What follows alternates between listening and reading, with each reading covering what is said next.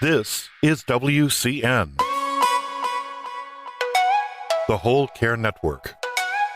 You talk, we listen. Content presented on the following podcast is for information purposes only. Views and opinions expressed during this podcast are solely those of the individuals involved and do not necessarily represent views of the Whole Care Network. Always consult your physician for medical and fitness advice, and always consult your attorney for legal advice. And thank you for listening to the Whole Care Network.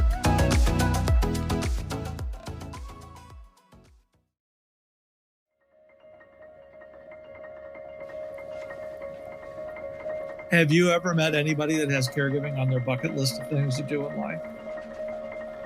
Beyond caregiving, how do we care? We also have to care for ourselves. How do we treat friends, family, strangers we meet? Forget it.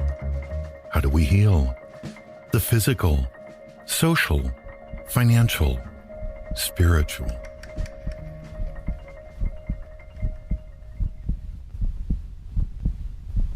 Hello.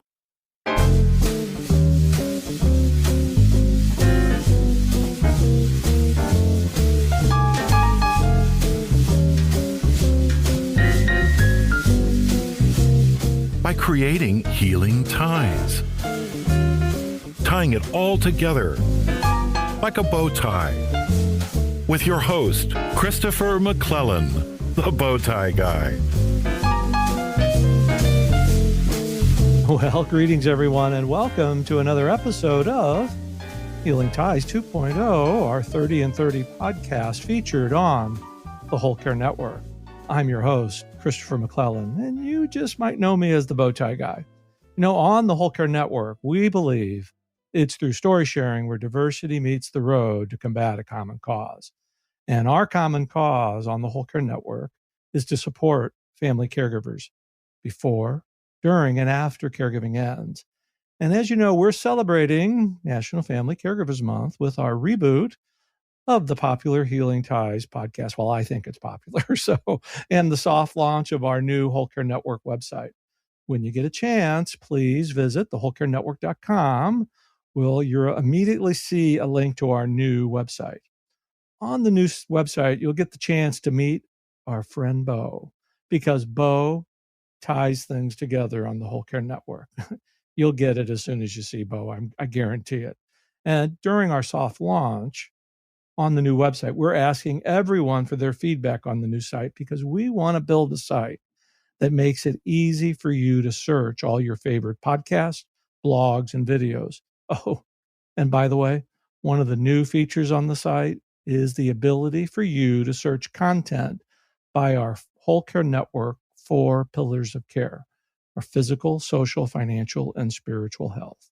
Well, enough from me. Let's move on to our guests. And I'm really excited today because I'm going to get to talk to two people that I just met and introduce a program that I'm just starting to learn about. The Caregiver Wellness Collective is a new National Caregiver Wellness Alliance bringing together key stakeholders from the government, business, and civic sectors to increase attention to and awareness of caregivers' wellness, needs, support, and resources. And I am just tickled to welcome Ellen MacKay and Jennifer Henius to the podcast. Thank you, ladies. Thanks for joining me. Thanks, Chris. Thanks for having us.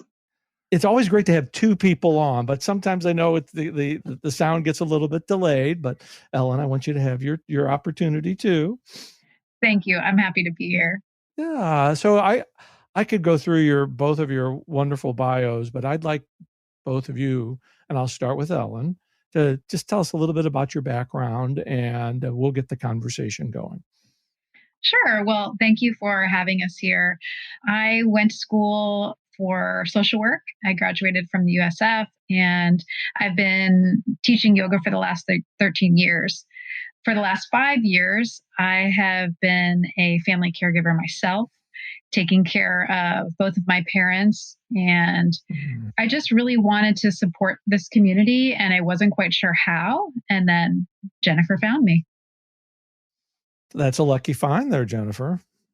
Yeah, it truly is. And we are just, like I always say, she's my ride or die partner, and we're in this together. And I'm so grateful that I found her and that she saw something in our community, because we're really trying to build community. It's something new around Yoga for Caregivers.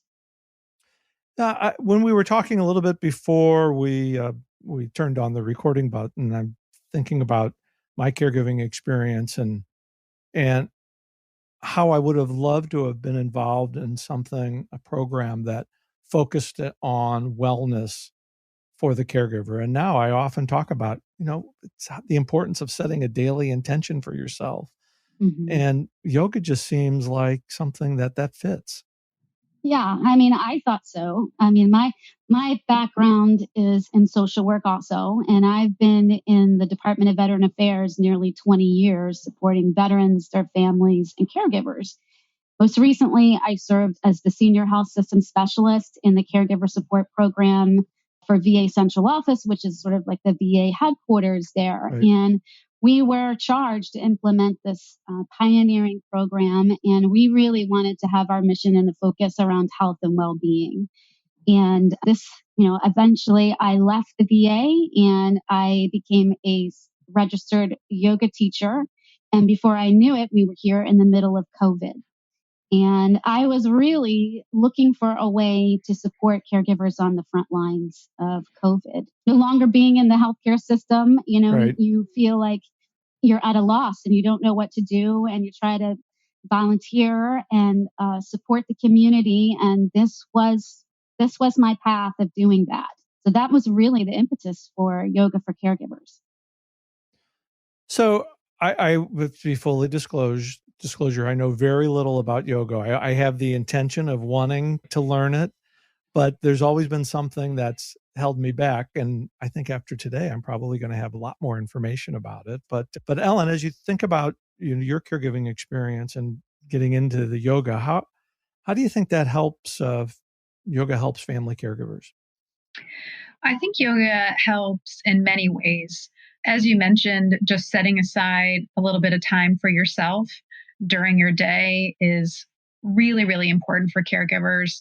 Caregivers spend so much of their time pouring out, Yes. pouring out. Mm-hmm. And in our group, Yoga for Caregivers, we create short classes, which is key because most caregivers don't have an hour and 15 minutes or an hour and a half, which is kind of the traditional length of a yoga class.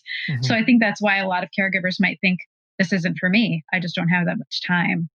But in our group, we offer 5 minutes, 10 minutes, 15 minutes, just short little classes and meditations and breath work to just take that break, hit that reset button so you can go back out and care for your family member or whoever it is that you're providing support for. And Jennifer, what would you say to somebody like myself who's a yoga newbie to get myself comfortable with, can I do all these, can I do the stretches? Can I do all the positions that are required? Because when you look on TV or the internet, you see people doing yoga stretches and their one leg's like 3 feet above the other. And it's like, now wait a minute. Yeah. But there's more, there's gotta be ways for newbies like myself. Oh, for sure. That's one of the great things about yoga, right? Yoga really meets you where you are.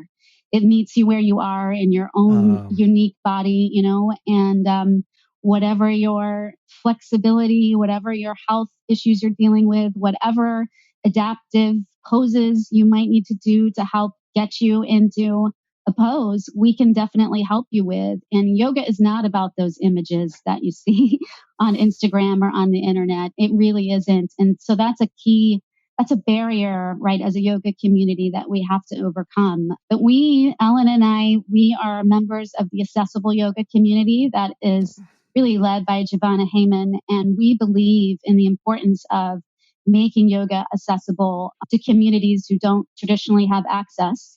But we also believe in helping people find comfort in yoga and yoga poses, because it should never be painful. This isn't an experience where we want you to contort your body into awkward, uncomfortable positions. This is really your unique experience with yourself on the mat. I guess the analogy I have, and you correct me if I'm wrong, we all have, when it comes to technology, we all have different abilities and skills in technology. And when it comes to our capability of our bodies, we can tailor our capabilities, and I think I'm saying this right, to what yoga can provide for us. Absolutely. You want to take that, Alan? Sure. During a lot of the classes that I teach for Yoga for Caregivers, I automatically offer a lot of different options.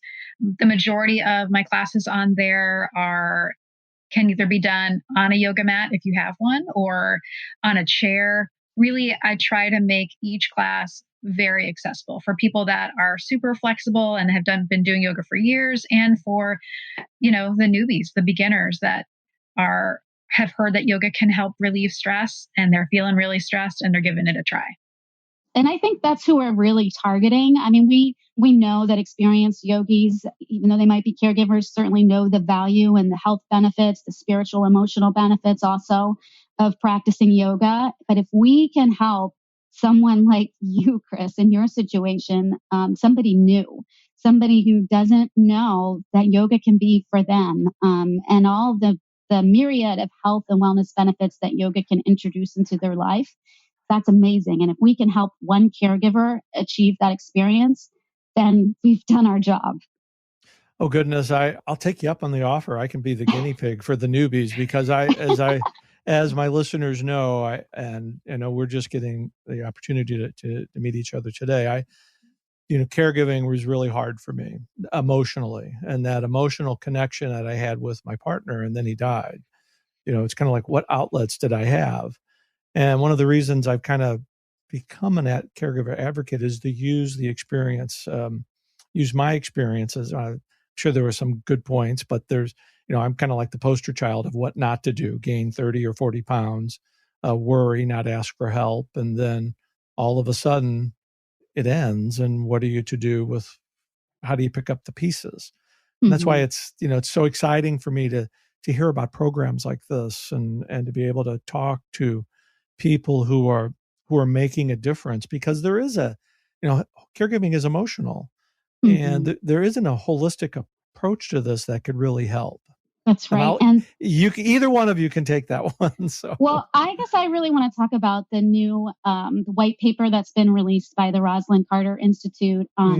It's called Recalibrating for Caregivers and Pushing for Systemic Change. I think it was just released a couple of days ago, but basically it's a call to action. It's a call to action to recognize that the health and well-being of family caregivers is in crisis, and that it's really a true public health concern, and that we need to start thinking about intervening in the same way that we have intervened around obesity, around dealing with cancer, and around smoking, right?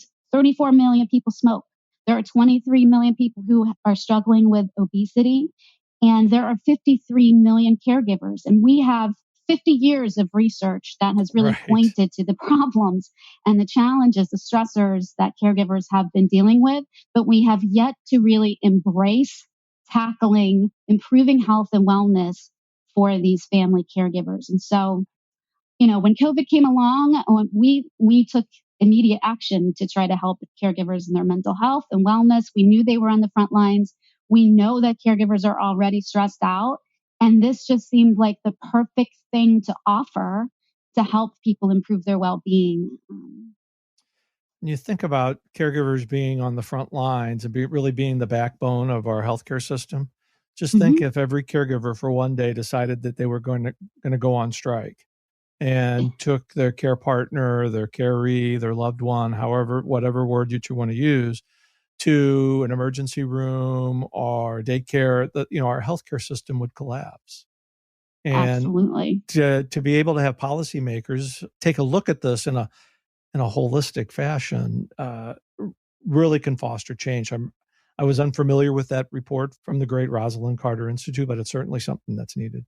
Yeah, I mean, it's a powerful report, and they're really asking for people to engage in the dialogue, and they're using the hashtag caregivers in crisis. And caregivers have been in crisis a really long time. For a long time.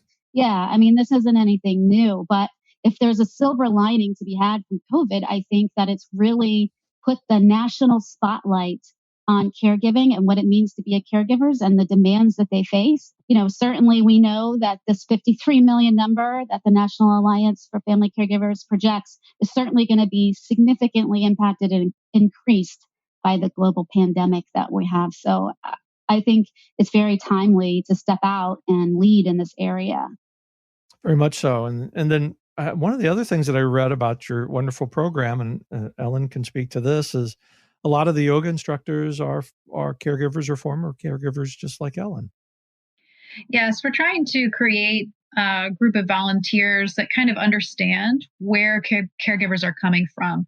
I think the caregiving community is such an interesting group because we all really need self-care, and it's really our lowest. It's like the lowest on the list of our priorities. Right. Right. So I think, and sometimes that reaching out for self-care also brings a lot of guilt as a caregiver. So, oh yes. Right? Yes. Mm-hmm. So to create a group of people who, volunteers especially, who understand that this action of taking some self-care can actually might feel a little negative in the beginning. If we can speak to that and say, we understand this is challenging. This 5 minutes might seem like a lot. Just try to take this tiny little tool with you. That's all I want for you today, because caregivers are already overwhelmed. They don't need more things on their list of their long list of things to do. Exactly. Goodness. So we're talking the same language, yes. Yeah, if we can give them these tiny little tools that they can use at any time during the day, they don't have to always be watching a screen or listening to us on YouTube. They can take these little things that they learn and use them whenever they need them, because who knows, you can be sitting in a doctor's office, if you're going to a doctor's office, because that's not always allowed as a caregiver right now. Or maybe you're in your car while your loved one is in the doctor's office and you just need a moment. You need some deep breaths. Right. Your shoulders are up to your ears and you just need to take a little break and reset. So that's really our goal, that the volunteers can kind of speak to, if they've had a caregiving experience or they know other caregivers, they can kind of have an idea of what it's like in a day of a caregiver. I think one of the hardest things for a caregiver to grasp, especially when you're in the middle of it, because caregiving happens because of two things: an unfortunate accident or an untimely diagnosis, and suddenly you're in this role that most of us are not prepared for. But in reminding or demonstrating one of the most important, if not the most important job for a caregiver, is self-care. And we don't connect that because we're so busy caring for somebody else, we forget to care about ourselves. And what you're doing is putting that focus on the caregiver, which is so desperately needed. And just really asking them to give themselves permission. Yes. I think that's key. Just allowing them to say, it's okay. We're all here. We're all taking 5 minutes. Everything's going to be all right. Asking for help is it's not a sign of weakness. It's a sign of strength. For sure. Yeah, I think it really is. And I also think we have to reframe about what we think of self-care. Self-care isn't just me time and taking a bubble bath and all of those things, right? It's giving yourself that permission.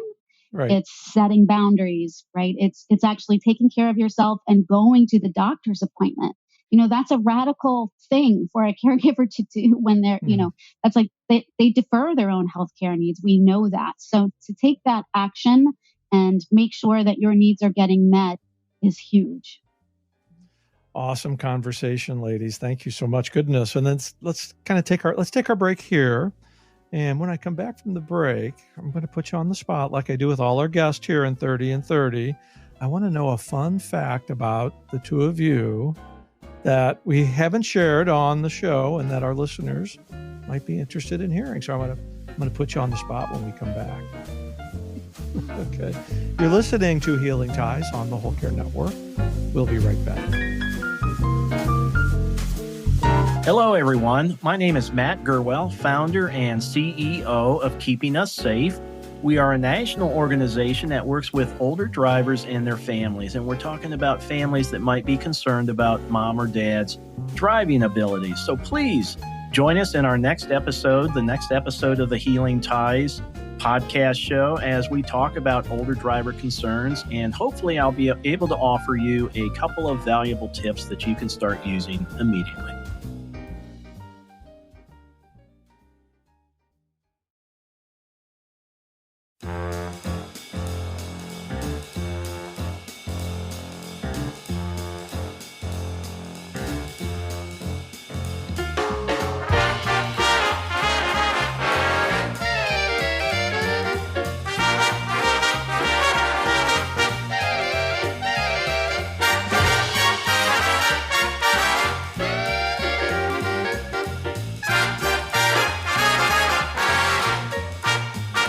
Well, welcome back, everybody. I am continuing my delightful conversation with Ellen MacKay and Jennifer Henius from the Caregiver Wellness Collective. And ladies, before we went for the break, I kind of prepared you for this.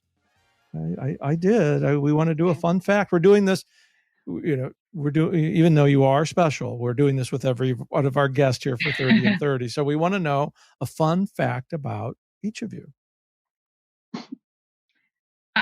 Don't be shy. Okay, don't be Ellen, you can go first. Okay, I'll go first. My fun fact is that I love old sports cars.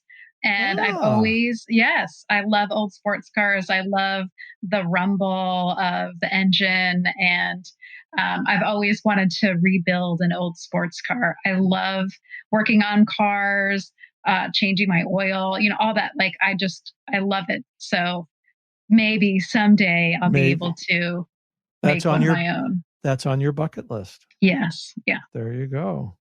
Oh, I don't know how you're going to top that one, Jennifer, but you're going to get an opportunity. I don't know. Yeah, I'm learning something about Ellen too. Well, so I was interested in musical theater back in the day, right? And so I became like a wedding singer in a period of my time and helped go to college on a musical theater part scholarship. And so I love karaoke and love to sing, love the theater, and yeah.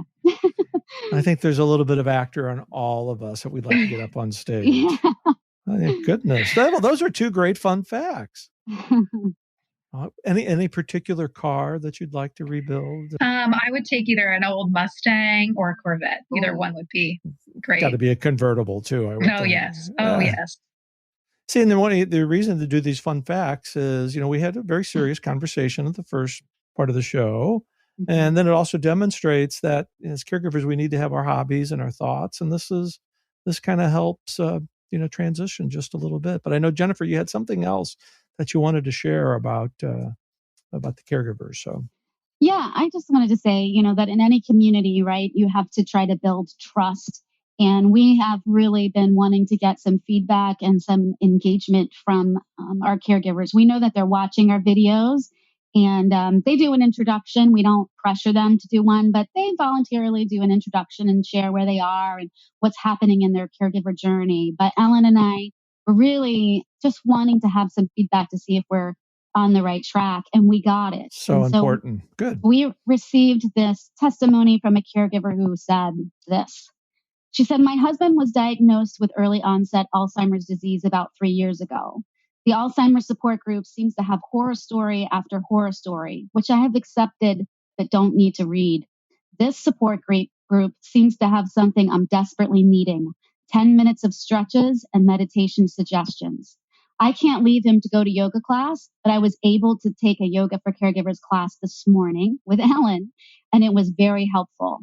My mantra is just for today. I am able to make it just for today. Thank you." Goodness, that is that tells you why you're doing what you're doing right there. That is awesome. It really does. It's very motivating. Yeah. And reaffirming. Reaffirming, because it is something that is really needed. And I wish I'd have had it when I was in the middle of this. happy to promote it now. Thank you. Yeah, we want to get these tools in the hands of caregivers for sure. As many caregivers as we can reach and help change the conversation around complementary treatments and interventions to help support the caregiver community.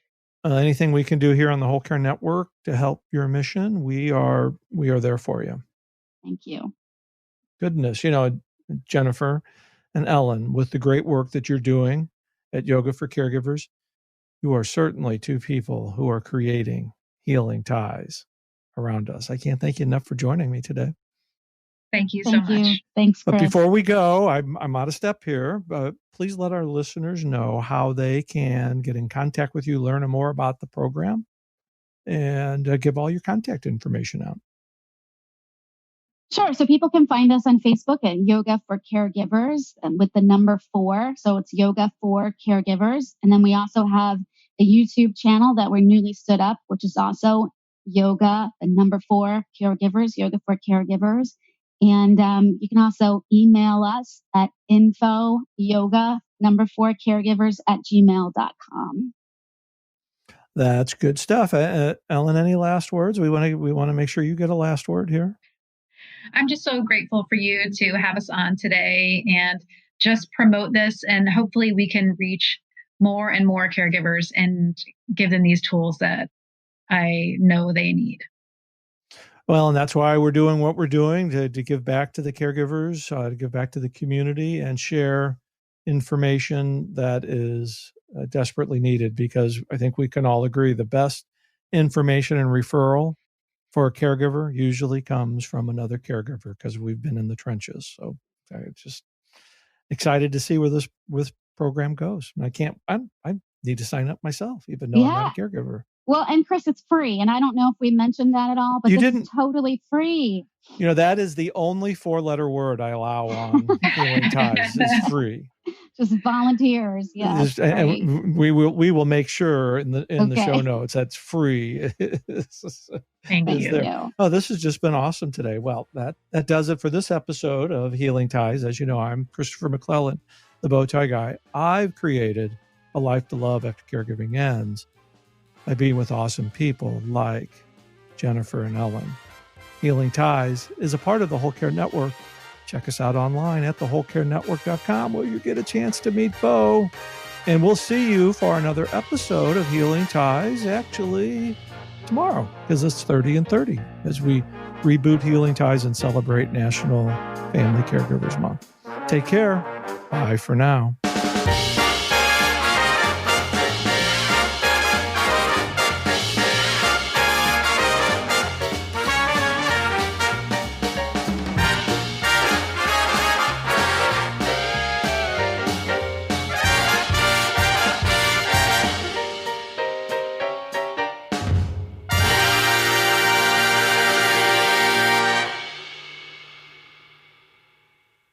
Ciao. This is WCN, the Whole Care Network. You talk, we listen.